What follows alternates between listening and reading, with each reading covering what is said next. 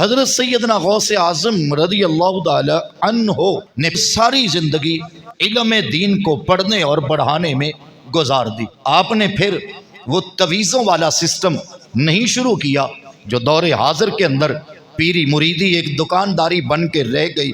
آئے ہو تو کیا لائے ہو، جائے ہو تو کیا دے کے جا رہے ہو۔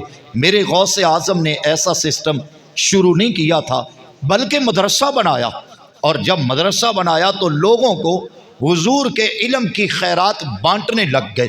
علم کا ایک دریا بہنے لگا۔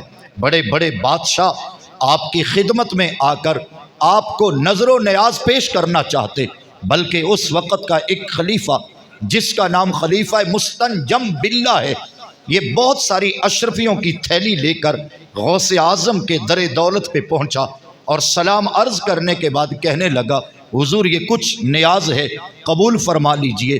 تو میرے غوث اعظم فرمانے لگے، یہ لے جا تو اپنے پاس رکھ، ہم ایسی نظر و نیاز کو قبول نہیں کرتے۔ تو اس نے دوبارہ اصرار کیا تو میرے غوث اعظم فرمانے لگے، اس بات کو نہ کھول، اگر راز ہے تو راز ہے۔ غریبوں کا خون پسینہ جمع کرنے کے بعد تم ہم پیروں کو لا کر نظر و نیاز دیتے ہو۔ آج کل تو یہ بات پوچھی بھی نہیں جاتی کہ جو نظر و نیاز آئی ہے یہ صدقہ ہے کہ زکوٰۃ ہے، یہ غریب کا مال ہے کہ یتیم کا مال ہے۔ چپ کر کے ہضم کر لیا جاتا ہے، لیکن پیروں کے پیر کی کہانی سنیے۔ وقت کا بادشاہ تھا، وہ کہتا ہے حضور قبول کیجئے۔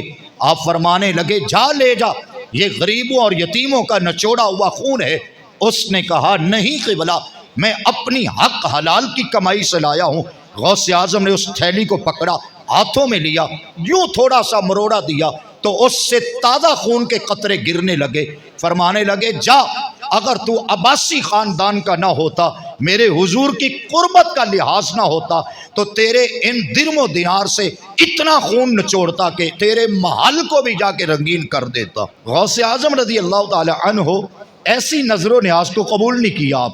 آپ نے تو مدرسہ بنایا اور مدرسے میں آنے والے طلباء کو ایسا مصطفیٰ کا فیضان دیا، آقا کے علم کی خیرات ایسی نچوڑی ہے کہ غوث اعظم کے مدرسے میں پڑھنے والا نہ کہ حافظ قرآن بن کے جاتا تھا، بلکہ وہ وقت کا ولی کامل بھی ہوتا تھا، وقت کا قطب بھی بن کے جایا کرتا تھا۔ حضرت سیدنا غوث اعظم رضی اللہ تعالی عنہ کا مدرسہ کتنا عظیم و شان تھا۔ آپ کی ساری زندگی 40 یا 41 سال آپ نے بڑھانے پہ صرف کیے۔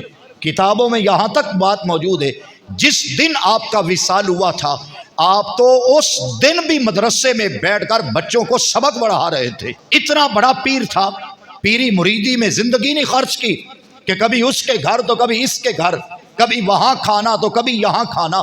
آپ کی سیرت میں سیرت نگاروں نے لکھا ہے کہ وقت کے غوث اعظم 8 کے 8 دن مدرسے میں گزارا کرتے تھے۔